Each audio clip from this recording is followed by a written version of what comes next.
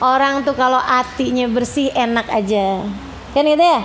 Orang kalau hatinya bersih enak aja. Emang ibu-ibu sekalian, udah tuh bekal banget deh yang namanya punya hati yang bersih. Punya hati yang selamat, punya hati yang jernih, punya hati yang gak ada ngeres-ngeresnya, punya hati yang gak ada sampah-sampahnya, punya hati yang gak ada penyakit-penyakitnya. Itu udah cara bahagia hidup dari dunia hingga kelak di hari akhirat. Di hari akhirat. Ada lagi nih santri nih ceritanya nih. Ada santri beberapa orang, 5 orang gitu deh sekitar, lagi liburan.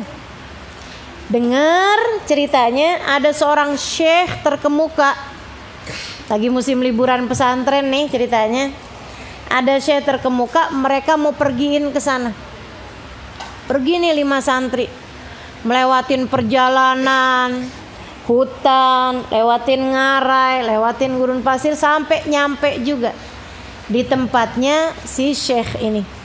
Perjalanan panjang, berjam-jam teman-teman sekalian. Alhamdulillah. Sampai nyampe ke tempat santri ini tadi. Saat malam-malam hari, syekh ini nemuin. Saat mereka baru datang juga udah ditemuin. Seneng syekhnya. Masya Allah, ada santri datang kemari, saya tinggal di kampung. Sampai didatengin ya mas santri-santri. Masya Allah bener nih santri nih, nyari berkah, nyari doa dari orang tua kayak saya nih, sampai menempuh perjalanan berapa lama. Ditemuin sama si syekh ini tadi, sama kiai ini tadi. Ditemuin enak, seneng gitu ya. Dijamu, kasih makan nih apa segala macam. Waktunya waktu sholat, datang waktu sholat isya, si syekh ini ngimamin. Si santri dengerin bacaan Fatihah, bacaan suratnya kagak fasih. Habis kelar, begitu pulang, begitu masuk kamar masing-masing, si santri-santri ini pada ngobrol nih. Lo gak denger tadi hurufnya salah loh, mustaqim dibacanya mustaqim, kayak kurang kof gitu. Iya, yang bo juga tuh kurang tebel boknya. Ada tasdid juga tuh kayak samar-samar. Iya kah tuh nggak iya kah gitu. Iya bener. Waduh, sholat kita nggak sah nih. Yuk kita sholat lagi. Kurang ajar nggak tuh? Santri nih namanya juga santri, baru belajar. Kalau orang baru belajar tuh suka rada-rada sok tahu. Ya, teman-teman saya sekalian, mudah-mudahan nih biar kita nggak pernah jadi orang-orang yang sok tahu. Udah, kita dapat ilmu. Teman-teman dengar dari saya, hukum begini begitu. Ngadepin orang yang berbeda biarin aja. Mikirnya gini, kali-kali ada pendapat lain yang mungkin Ustazah Halimah nggak sampaikan. Kan gitu ya? Jadi mungkin dia ngambil pendapat yang lain tersebut. Gitu aja. Lagian yang namanya ibadah makan cara. Kalau Allah terima, mau apa lagi? Kan begitu? Biar kata orang bacaan Fatihahnya nggak sah, kedengarannya nggak fasih segala macam. Nah kalau kemudian Allah terima, kita mau apa coba? Kita udah bacaan fasih sampai boain semuanya, udah kita baca bener. Kalau Allah ngelihat hatimu kotor, hatimu nggak khusyuk, hatimu nggak bener, Allah nggak berkenan menerima, mau apa juga kita? Bisa apa kita? Ibadah ini kan adalah jalan menuju ridhonya Allah, dan kita nggak pernah tahu Allah ridho sama kita itu karena apa. Jadi teman-teman saya sekalian, si santri ini sholat lagi. Nih santri berlima nih. Yaudah deh, saya deh yang jadi imam, kan saya yang paling fasih. Iya deh, lo deh yang jadi imam. Sholatlah mereka lagi di kamar ini yang disiapin sama si syekh tadi ini. Saudariku sekalian, pagi-pagi hari mereka bingung waktunya sholat subuh. Gimana nih kita nih? Ya udah deh kita jabar khotir. Tahu jabar khotir gak? Jaga hati, jaga perasaan orang. Jaga perasaan orang itu juga bagus, ya. Dia bilang kita jaga perasaannya si syekh, jangan sampai dia sakit hati kalau ngelihat kita sholat sendiri nggak jamaah sama dia. Oh ya udah, kita ikut nih jamaah sama syekh. Iya kita ikut. Ada murid-murid yang lain juga, tapi imamnya si Syekh. Habis saya sholat nanti kita ulangin lagi. Habis itu saya sholat, selesai baca-baca dzikiran, pada masuk deh tuh ke dalam. Mereka kemudian sholat lagi. Mereka berencana mau tinggal di tempatnya Syekh nih, belajar berguru 3 hari. Tapi ketika mereka dengar si Syekhnya ini bacaan kurang fasih, bacaan Qurannya kurang fasih, mereka bilang, dah kita pamitan pulang aja. Gimana mungkin kita mau belajar dari seseorang baca Quran aja nggak fasih. Nah ini nih. Padahal yang namanya urusan ibadah itu Allah tuh nerima itu, innallaha la yanzur ila suwarikum wala ila absyarikum walakin yanzur ila qulubikum. Allah nggak lihat zahir kalian, Allah nggak lihat fisik kalian, yang Allah lihat adalah hati kalian. Jadi habis kelar sarapan, teman-teman sekalian, mereka mau pulang, tapi karena badan udah nggak enak, mereka mau mandi dulu. Kebetulan di belakangnya rumah si Syekh ini nih ada kayak danau, sumber air tuh, danau yang sangat jernih sekali, tempatnya di pegunungan gitu. Dia bilang, yuk dah, ayo kita berenang nih di mari, yuk. Berlima tuh teman-teman. Mereka buka bajunya, cuman tinggal pakai penutup aurat doang gitu ya. Pada berenang lah.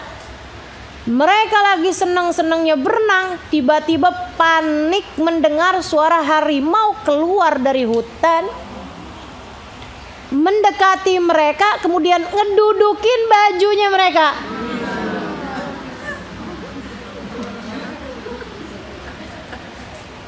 Jadi ceritanya biar bajunya nggak ada yang basah, gitu kan ya. Mereka itu sampai ke pakaian dalam, begitu nyemplung dikeluarin, dilempar. Sekarang didudukin sama macan. Mau keluar kagak pakai baju. Mau tetap ada di situ kedinginan, nggak tahu sampai kapan tuh si macannya dudukin di atas baju mereka. Panik, tegang, gugup, sampai ada yang nangis, sampai ada yang pipis. Mereka tuh ibu-ibu sekalian, berasa nggak kita tuh kalau lagi panik sampai kadang-kadang mau nafas aja sesek.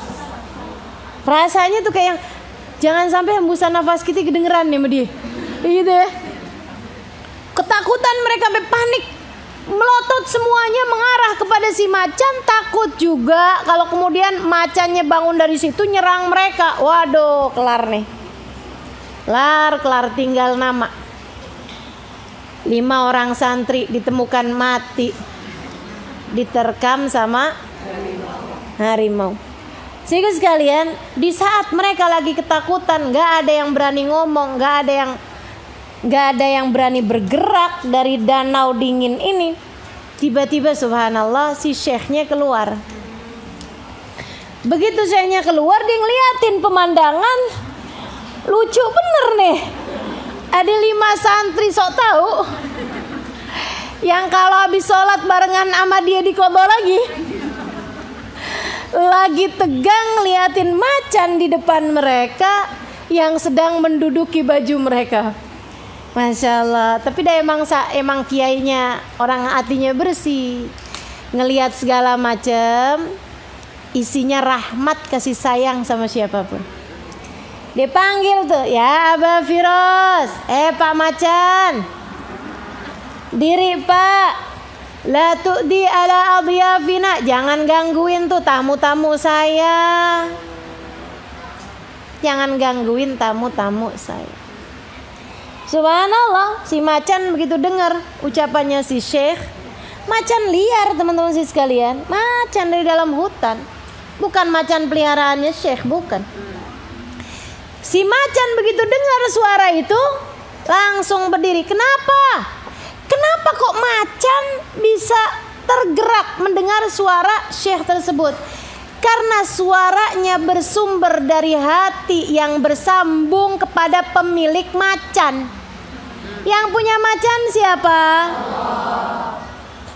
Yang punya macan Allah.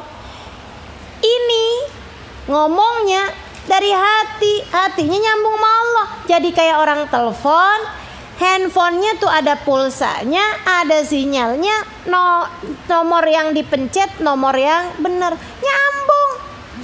Nah kita kenapa selama ini kalau doa, kalau ngomong nggak nyambung? Karena omongan kita berasal dari hawa nafsu, tidak keluar dari hati. Kalaupun keluar dari hati, hatinya kurang sambungan, kurang sinyal, sinyalnya mati hidup, mati hidup, mati hidup, kagak nyambung.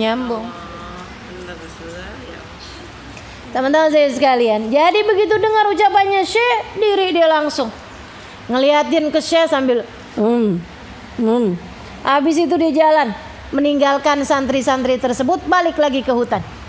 Begitu dia balik lagi ke hutan, ya Allah, tuh santri udah deh, akhirnya Syekhnya masuk lagi. Mereka buru-buru ngambil tuh baju, mereka pakai tuh baju, langsung mereka rapat lagi. Masya Allah, lo nggak lihat, ternyata orang yang kita selama ini menyangka dia bukan orang berilmu, bahkan baca Fatihah aja kayaknya kurang fasih, ternyata dia punya hati yang sambungan sama Allahnya begitu jelas. Sinyalnya nggak naik turun, penuh terus, 4G. Apa 5G nih sekarang? Ya, sinyalnya penuh terus teman-teman sekalian. Jadi mereka pun kemudian Masya Allah, kita nyesel ya, dak kita berguru dah. Kalau perlu dari waktu 3 hari kita tambahin jadi seminggu. Masya Allah. Jadi teman-teman sekalian, al-madar kullul madar fi salahil gulub. Masalah, segala masalah adanya pada bagusnya hati, adanya pada benernya hati. Kalau hati benar, masalah semuanya beres. Tapi begitu hatimu rusak, rusak dah semuanya. Ya, sentralnya nih semua masalah adanya mah hati.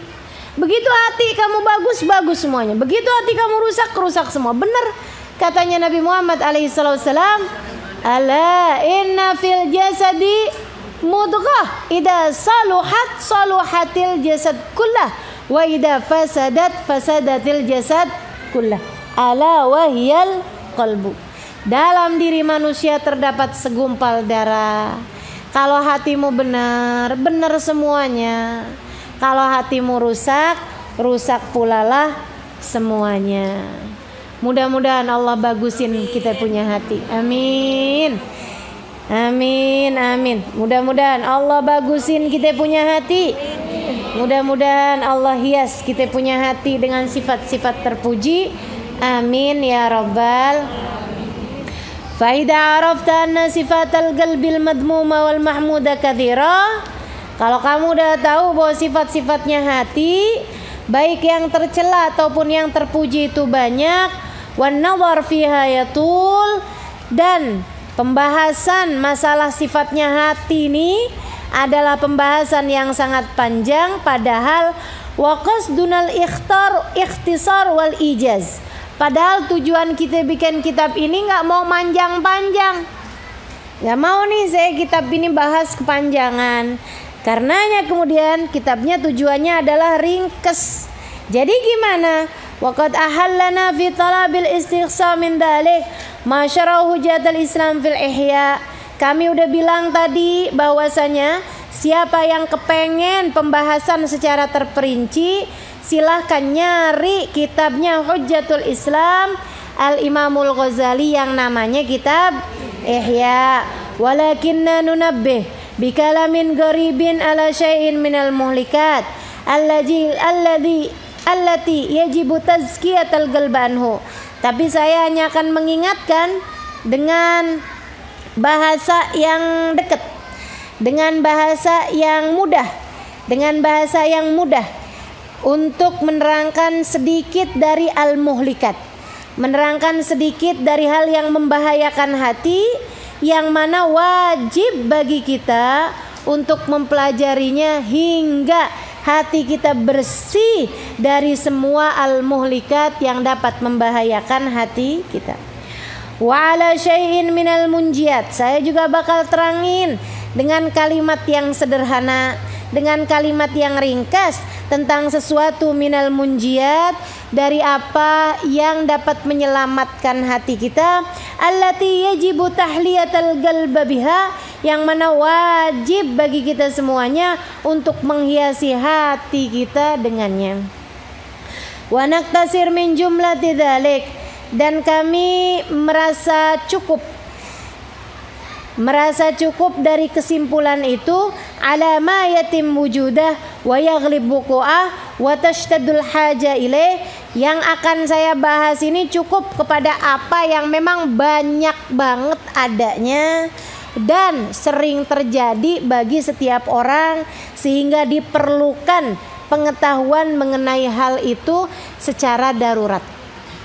Maksudnya Imam Al-Haddad hanya akan membahas masalah hati yang paling banyak terjadi, gitu ya.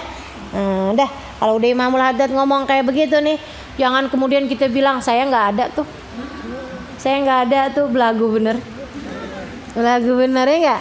Orang di zamannya Imam Al-Haddad jauh lebih bagus teman-teman saya sekalian daripada zaman kita sekarang.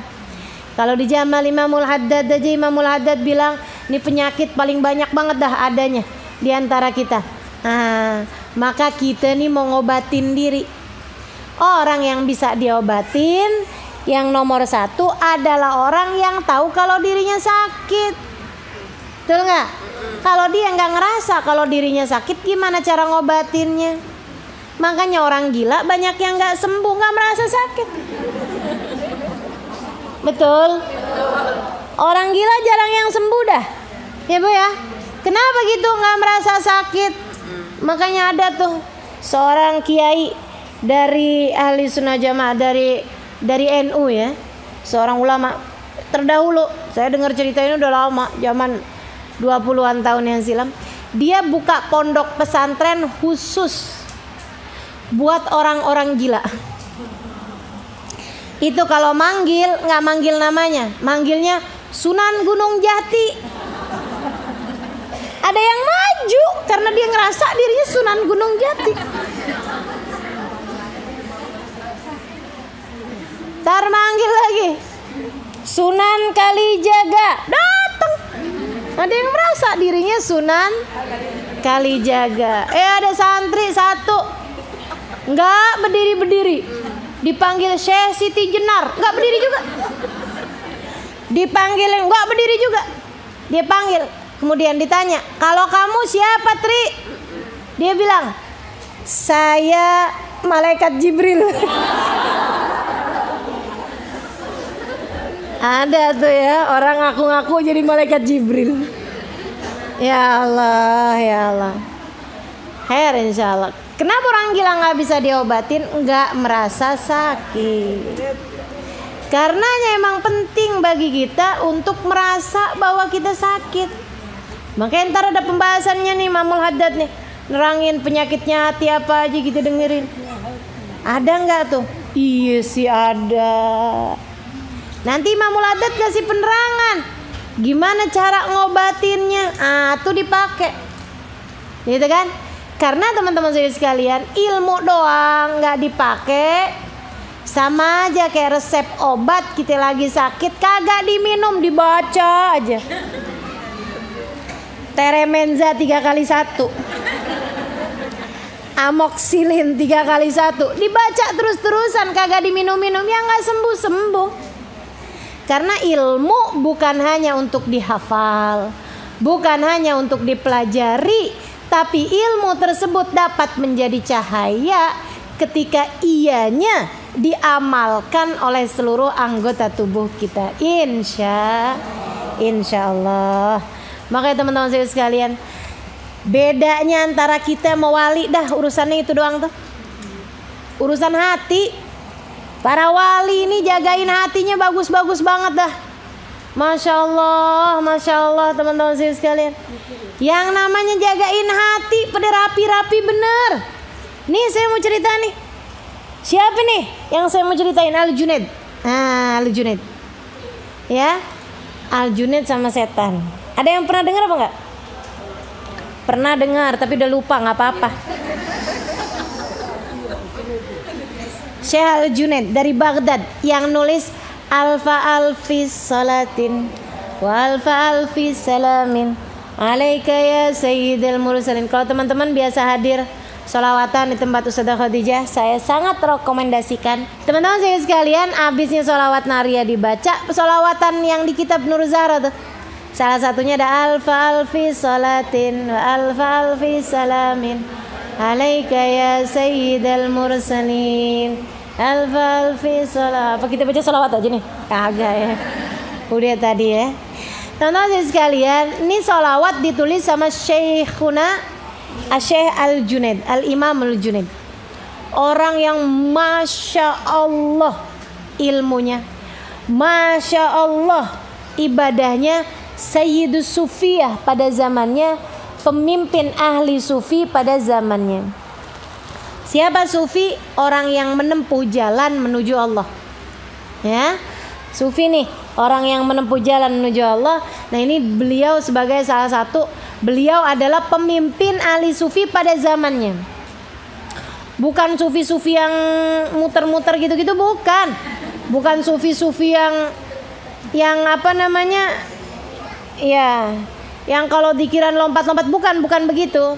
Ya itu bagian juga, ada juga yang sufi tata caranya seperti itu, tapi yang ini sufi yang kayak kita nih, sufi semuanya nih. Apa tuh? Suka pergi, suka film, suka fikir. Iya. Teman-teman saya sekalian, kita kan perjalanan menuju Allah, gitu ya. Cuman jatuh bangun kita. Tuh bangun tuh masalahnya. Ini beliau nih Sayyidul Junaid, teman-teman saya sekalian. Itu ya, dari bagusnya dia punya hati, nggak ada setan manapun bisa deket. Keren. Ini keren nih. Saya mau cerita yang keren-keren nih hari.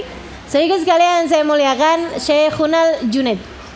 Itu teman-teman saya sekalian, ini cerita saya dengar dari Syekhunal Habib Umar bin Hafid dalam salah satu kajian beliau.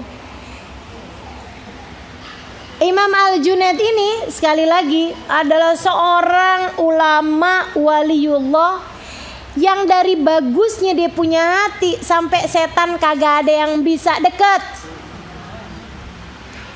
Kalau kita kan deket-deket dideketin setan, dikit-dikit dideketin setan, iya nggak? Lagi ngaji aja masih mau dideketin setan, betul apa nggak? Kapan sini Ustazah Halimah kelar? Ya ampun, saya nih mau beli bakso nih. Saya mau jalan-jalan nih sama keluarga nih, nggak kelar-kelar nih sambil ngeliatin jam. Yang ngomong kayak begitu siapa? Setan. Nah setan ini terdiri dari dua golongan, minal jinnati wan nas. Ada setan yang terdiri dari makhluk gaib yang kerjanya ngebisiki di dalam hati, dan ini akan mengecil bisikannya kalau kita beristighfar atau berzikir kepada Allah. Ada juga setan minal jinnati wan nas, dari kalangan manusia, nggak mempan dibacain ayat kursi. Sebelah bilang, lo mau ngaji sampai kelar nih. Teman sebelah, emang kenapa? Temenin gue aja yuk, gue mau belanja nih. Lagi banyak diskon akhir tahun. Lo nggak lihat nih gambar bagus banget loh. Padahal nih saya lagi nerangin nih, nunjukin gambar-gambar horden. Lo kan mau beli horden. Saudaraku sekalian, ini setan minal jinnati wan nas nih. Wan nas nih, yang kayak beginian nih. Kita begitu tahu, astagfirullah, Allahu la ilaha illa huwal hayyul qayyum, la ta'khudhuhu sinatun wa nawm, kagak pergi dia. Apaan sih lo? Gitu malahan. Ya Allah, ya Allah. Jadi mendingan ngadepin setan yang mana? Enggak kuat kita dua-duanya, enggak kuat. Masya Allah, Masya Allah. Saudaraku sekalian, ini Al-Junaid, dari bagusnya dia didik hati, teman-teman saya sekalian, ampe setan ngabur semua, nggak ada yang bisa deketin. Boro-boro mau ngebisikin, ngedeketin aja nggak bisa. Nggak bisa. Para wali itu seperti yang diceritakan oleh Habib Ali Al-Habsyi, ketika mereka hatinya udah bener banget, bagus banget, Allah ada dalam hati mereka, Nabi Muhammad ada dalam hati mereka, tidur aja bisa jagain orang sholat. Lagi tidur nih, saya jagain orang sholat. Ada seorang ulama, sebelum saya ceritain Al-Junaid nih ya, ada seorang ulama ngelihat setan di luar pintu masjid. Dia bilang, tumben Set, nggak godain orang sholat di dalam. Kagak ada orang sholat ya? Ada atuh, lagi sholat. Kenapa kamu nggak godain? Malah nongkrong di luar masjid begini, tidak melaksanakan kewajibanmu sebagai setan. Setan kan tugasnya kan gangguin orang, iya nggak? Gangguin orang sholat sampai lupa berapa rakaat, ngingetin orang apa yang kita lagi lupa, kan gitu ya? Ngingetin kita barang lupa inget semua tuh lagi sholat. Masya Allah. Emangnya siapa yang sholat sih? Dia bilang nih si setan, kenapa kamu nggak gangguin orang sholat? Dalam aneh nggak bisa. Siapa yang lagi sholat sampai kamu nggak bisa gangguin dia? Setannya bilang, saya sih nggak serem sama yang lagi sholat.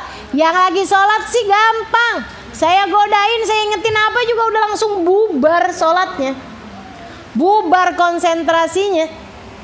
Tapi saya ini takut sama orang yang lagi tidur. Di sampingnya orang yang lagi sholat, nafasnya dia bisa membakar saya. Jadi daripada saya ada di dalam bisa kebakar, panas saya, mendingan saya di luarnya, saya tungguin sampai dia keluar masjid, habis itu baru saya godain lagi. Itu Habib Ali Habsyi bilang, nem ya rusil game. Ada orang tidur bisa jagain orang lagi sholat. Masya Allah. Makanya teman-teman saya sekalian, kenapa kita kalau lagi sholat sama orang yang soleh, orang yang wali gitu kan, berasa sholat khusyuk, kita kirain kita emang udah soleha. Padahal setannya ketakutan sama imamnya. Setannya ketakutan sama salah satu makmum yang bukan kamu. Sampai akhirnya kamu ikutan terjaga juga dengan keberadaan orang tersebut. Alhamdulillah. Kembali kepada Syekh Al-Junaid. Teman-teman saya sekalian, rapatlah Dewan Persetanan Internasional. Ada departemennya udah salah. Rapat nih setan-setan. Sidang dimulai, tok. Apa nih? Tantangan, rintangan, tugas yang tidak bisa terrealisasi untuk masa setengah tahun terakhir. Setan bilang, ada di antara setan angkat tangan. Kayaknya perlu nih bahas tentang cara kita ngadepin Al-Junaid. Udah gak ada siapapun di antara kita yang bisa ngadepin dia. Oh iya, ada yang punya ide? Tuh setan aja musyawarah, gak sok tahu ya. Padahal setan kalau mau sok tahu gak apa-apa. Segitunya setan gak mau sok tahu, ngajak musyawarah rekan-rekan sesama setan. Kita kenapa gak mau musyawarah? Perlu musyawarah. Makhaba manistasyar. Gak akan rugi orang yang diskusi, orang yang bermusyawarah. Asal yang diajak musyawarah jangan setan. Yang diajak musyawarah orang yang kiranya berilmu lebih dari kita, bijaksana lebih dari kita, sehingga bisa kita ambil idenya, bisa kita ambil nasihatnya. Saudaraku sekalian, akhirnya kemudian di antara semua setan ada yang punya ide bagus nih idenya. Dia bilang kayaknya nyamar aja dah jadi santri. Mesti ada di antara kita yang nyamar jadi santri nih. Soalnya kalau kita beneran datang sebagai setan ngebisikin dalam hatinya, waduh kebakar gitu, panas bener nggak bisa. Zikrullah senantiasa nih Syekh Junaid ini. Ya udah kalau gitu siapa di antara kalian yang bisa menempati tugas ini, yang bisa ngambil jobnya nih siapa nih? Ada salah satu setan paling terkemuka. Teman-teman saya sekalian jangan salah. Ulama tuh setannya juga ulama. Ya. Kita sebagai orang awam, setan kita juga setan kalangan awam. Jadi jangan dikira setannya Hubaba Nur sama setan kita, kagak ada. Nggak ada, tingkatannya lebih tinggi. Makanya mereka berhasil mengalahkan setan-setan yang gede. Setan yang kecil-kecil pada kabur semua. Nah kita boro-boro setan gede, setan kecil aja udah kita percayai kok. Kan gitu ya, kata setan, ente nih solehah. Emang kamu nih sekarang Masya Allah banget. Nggak ada orang kayak kamu. Iya emang. Kamu yang paling tahu siapa saya, wahai setan. Friend kita sama setan. Teman-teman saya sekalian, saya muliakan. Akhirnya kemudian salah satu setan paling profesional. Wih, setan aja ada yang profesional. Masa kita kalah sama setan? Dia bilang nih kayaknya udah tugas saya nih. Ya emang, kamu memang agent yang paling hebat. Dah, kamu dah yang diutus. Teman-teman saya sekalian, datanglah dia nyamar jadi santri. Nyamar jadi santri. Dari yang dia pakai sarung, pakai peci, datang ke pondokannya, pondok pesantrennya Syekh Al-Junaid, ngelamar jadi santri, daftar jadi santri, nama. Ya dia nggak mungkin dong bilangnya setan gitu kan, nggak mungkin. Kalau dia perempuan kan dia nggak akan tulis di situ Siti Setonia. Nggak ada kan ya. Jadi tulis gitu siapa gitu kan, Abdul Malik misalnya gitu. Tulis kemudian tempat tanggal lahir di karang-karang sendiri. Setan kan bebas. Dia tulis semuanya, jadilah dia santri. Teman-teman saya sekalian, di antara kalangan santri dia yang paling hebat. Yang lain-lain tahajud ada ngantuknya, dia nggak pernah ngantuk. Setan. Yang lain-lain kan ngantuk digangguin sama setan. Nah dia setan digangguin sama siapa? Yang lain-lain puasa kadang enggak. Setan puasa terus-terusan. Masya Allah, nggak ada yang gangguin dia. Saya sekalian, nyaru jadi santri nih lama itu ya, bertahun-tahun. Padahal kan dia panas. Ada santri lagi baca ratib, ada santri lagi baca zikir, ada santri lagi baca Quran, ada santri baca kitab. Panas sebenarnya, tapi dia tahan demi untuk melaksanakan tugas sebagai setan. Ini loh, ada banyak hal loh yang bisa kita pelajari dari setan. Salah satunya keteguhan, salah satunya kesabaran, dan yang terutamanya saya sih belajar dari setan profesionalis. Setan tuh bener-bener banget profesional. Nggak ada dia, aduh kepanasan gue nggak nyerah. Nggak ada ceritanya. Waduh dikerjain terus tuh. Setahun, 2 tahun, 3 tahun, 4 tahun, 5 tahun. Saudaraku sekalian udah nyantri 4 tahun 5 tahun. Itu kan jadi santri kelas-kelas atas. Mana solehnya luar biasa lagi. Satu waktu khadim yang biasa berkhidmah kepada Syekh Al-Junaid berhenti, pulang ke kampungnya, kawin kali mau jadi ustadz di kampungnya. Akhirnya pengurus-pengurus pada rapat nih, siapa yang kira-kira pantas menempati tempat jadi khadimnya Syekh Al-Junaid. Dipilihnya sih setan berkhidmah kepada Syekh Al-Junaid. Luar biasa bener ya, Syekh Al-Junaid nih dikhidmahin sama setan. Udah kayak Nabi Sulaiman. Nabi Sulaiman kan jin sama setan ya'maluna baina yadayhi, kan begitu ya? Pada kerja tuh sama Nabi Sulaiman. Wah ini Syekh Junaid dikhidmahin. Apa tugasnya? Naruhin sendalnya Syekh Al-Junaid. Kalau malam-malam Syekh Junaid mau menuju ke masjid buat tahajud, dia yang bawain petromaknya. Nanti kalau pagi-pagi mau pergi ngajar, dia yang bawain kitabnya. Siapa? Setan.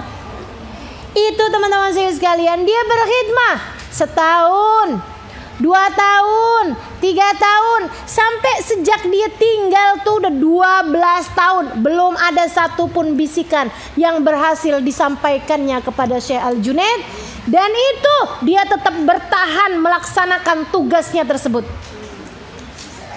Enggak juga dia nyerah, gue berhentian dari setan saya pengen jadi hamba Allah yang taat aja dah. Saya kan muridnya Al-Junaid nih, sekarang udah saya kapok jadi setan, saya mau masuk surga juga nih. Nggak ada teman-teman saya sekalian profesional sebagai setan. Setan aja lo bisa profesional, kita sebagai hamba Allah kenapa kagak? Luar biasa ya. Sampai saya sekalian sesudah berkhidmah dari sejak tinggal di pondok tuh sampai kejadian ini 12 tahun. Alhamdulillah udah 12 tahun. 12 tahun itu sepanjang masa saya mondok dari Darul Lugha sampai ke Tarim. Ini nih si setan ini begitu profesionalnya, sampai ngaji mondok di tempatnya Syekh Al-Junaid 12 tahun. Luar biasa banget teman-teman saya sekalian. Akhirnya kemudian ibu-ibu aja ngaji sama saya, kadang ada aja kemis yang bolong. Coba belajar sama setan, biar nggak bolong-bolong ngajinya. Maksudnya pelajari keteguhan, keistiqomahan setan. Luar biasa, profesional sekali teman-teman saya sekalian. Satu malam Syekh Al-Junaid ini lagi kedatangan tamu. Tamunya seorang wali min auliyaillah. Namanya kan wali, temenannya sama wali. Ulama temenannya sama ulama. Jadi teman-teman saya sekalian, lagi nih berduaan mereka menuju ke masjid. Yang di depan ini si setan pegangin petromak, pegangin senternya tuh, tromaknya tuh, cahayanya tuh. Saudaraku sekalian, di tengah jalan si temennya nih Syekh, entah Syekh siapa ini yang gak diceritain namanya, ini ngobrol sama Syekh Junaid. Net, siapa di depan Net? Jun, gak enak kan? Siapa di depan nih Syekh? Katanya gitu kan. Siapa nih di depan? Hawanya beda. Santri, katanya Syekh Al-Junaid. Kayak lain nih. Ini arwah tahir, para malaikat maksudnya. Para malaikat itu kan rohnya suci. Bukan nih. Siapa nih Net? Khadim, maksudnya jin gitu kan. Jin kan banyak juga yang berkhidmah kepada ulama ya. Jin bukan juga nih Net. Siapa nih Net? Alain. Ini kan setan yang terkutuk nih, Alain nih. Serius Net? Alain Net? Serius Net? Katanya Junaid, biarin aja, udah 12 tahun tuh. Dikirain dia Syekh Junaid nggak tahu, padahal Junaidnya tahu. Sian banget ya setan ya. Mana di akhirat masuk neraka ya. Sian benar, apa kita doain nih Syekh yang no biar masuk surga. Kesian udah 12 tahun khidmah sama Syekh Junaid. Teman-teman saya sekalian, dia kemudian kata Syekh Junaid, iya udah 12 tahun nih, biarin katanya gitu. Biarin aja, udah 12 tahun nih tinggal di pondok kita nih. Saya sekalian, setannya dengar depan. Begitu dia dengar, dia lemparin tuh petromak. Dia bilang, kurang ajar ente Al-Junaid, kurang ajar ente. Jadi selama ini nih ente tahu siapa aneh? Saya udah capek, saya udah panas, saya udah susah. Emang dikirain kita kalau lagi sholat sama setan lagi sholat gampangan kita sholat? Gak, gampangan dia sholat, susahan dia. Kan itu bertentangan dengan nurani kesetanan. Nurani kesetanan, kan gitu ya. Nah kalau kita kan nggak bertentangan sama nurani kemanusiaan, nurani kesolehan, kan begitu ya.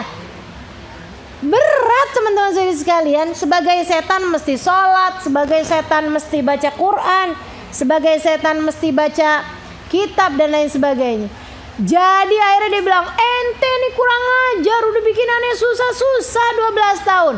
Sungguh demi Allah, selama saya menjadi setan, kamu adalah hamba Allah paling soleh, wahai Al-Junaid. Al-Junaid begitu dengar kayak gitu, bohong banget lo Tan, bohong banget lo Tan. Siapa bilang aneh hamba yang soleh? Gak ada ceritanya. Allah belum tentu terima aneh. Allah belum tentu menerima apa yang saya lakukan. Gak ada artinya apa-apa saya di hadapan Allah. Saya hanyalah makhluk Allah yang penuh dengan dosa-dosa. Jadi si setan terakhir mau masukin ujub dikit, kagak berhasil juga. Tuh yang udah 12 tahun godain Syekh Al-Junaid mental, teman-teman saya sekalian. Syekh Al-Junaid mau dimasukin sedikit ujub nggak berhasil. Kita boro-boro kagak sempet digodain udah ikut, nggak sempet digodain nih udah ikut. Nggak ada ustadzah kayak Ustadzah Halimah. Alhamdulillah. Nggak ada orang ngaji kayak kamu nih. Kamu begitu istiqomah, ya begitulah saya memang. Langsung percaya sama omongannya setan. Padahal setannya bilang, saya kan lagi bohong doang. Wa nafsu wa syaitanu fa'sihima wa inhuma mahadakan nusha fattahimi. Nafsu sama setan jangan percaya. Durhakalah kamu kepada keduanya. Durhakalah kamu kepada setan sama hawa nafsu. Wa in huma mahabakan nusra, walaupun kelihatannya kayak lagi nasehati, fatahimi, curigain. Curigain. Setan kelihatannya lagi nasehatin, curigain. Daripada ngaji, mendingan kamu di rumah aja ngurusin laki. Tuh. Ya kan? Atau sebaliknya, walaupun suami ngelarang ngaji itu perkara yang bagus, tetap pergi aja. Itu tuh. Yang mana yang bisikan setan? Kita nggak tahu, teman-teman saudaraku sekalian. Kita nggak tahu. Makanya mesti setan kalau lagi nasehatin curigain. Tunggu dulu nih. Ini dari setan apa dari nurani yang bersih? Ya Allah, tolong bimbing ya Allah, tolong bimbing ya Allah. Astagfirullah, astagfirullah. Ampunin dosa-dosa saya. Saya nggak ngerti ya Allah, tolongin saya ya Allah. Jalan mana yang harus saya tempuh ya Allah, tolongin saya ya Allah. Gitu teman-teman saya sekalian. Karena yang bisa ngebedain tuh kan kalau hatinya bersih. Nah kalau hatinya penuh dengan kotoran, kita kadang suka nggak bisa bedain itu jerawat ada di muka kita atau di cerminnya. Betul apa enggak? Ini cermin kotor nih. Kita lagi ngaca kok kelihatan ada hitam-hitam. No di cermin apa di muka kita? Kita nggak tahu. Kita nggak tahu. Perlu cermin yang bersih untuk melihat dengan jernih. Kalau cerminnya kotor, cermin itu apa maksudnya? Hati. Kalau hati kita bersih, kita bisa melihat segalanya dengan jelas. Tapi hati kita masih kotor kayak begini, teman-teman sekalian, segala sesuatunya perlu dicurigai. Yang masuk ke hati perlu dicurigai. Ini dari Allah atau dari setan yang memberikan was-was kepada kita. Setan wiswas lagi ngebisikin was-was kepada kita. Yang kata Allah, Qul a'udzu birabbin nas, malikin nas, ilahin nas, min syarril waswasil. Ya Allah, aku berlindung dari kejahatan setan. Al-khannas, yang tukang ngumpet. Kapan ngumpetnya? Idza dzakarallah khanas. Kalau kita lagi ingat nama Allah, setannya pada kabur. Kalau lagi nggak ingat sama Allah, alladzi yuwaswisu fi sudurin nas, yang selalu membisikkan di dada kita, minal jinnati wan nas, bisikan-bisikan buruk. Nah, setan ini ada yang terdiri dari alam gaib. Setan yang ngebisikin di dada kita, Ada juga nih setan yang ucapannya nyampe ke telinga kita karena dia wanas, dari jenis setan berupa manusia. Dianya udah temenan sama setan sampai akhirnya dianya ngebisikin bisikan-bisikan setan. Makanya sambil mikir, nih saya sebagai manusia yang dekat ke arah malaikat ataukah manusia yang dekat ke arah setan? Saya junudullah, pasukan-pasukan Allah, atau ternyata saya min atba'i syaitan, termasuk dari followersnya setan? Ya nggak tahu teman-teman. Mudah-mudahan kita dijadikan sama Allah hamba-hamba yang ngerti, hamba-hamba yang punya hati yang bersih, atau sekurangnya dipersiapkan agar hati kita jadi hati yang bersih. Amin ya rabbal. Sallallahu ala Muhammad.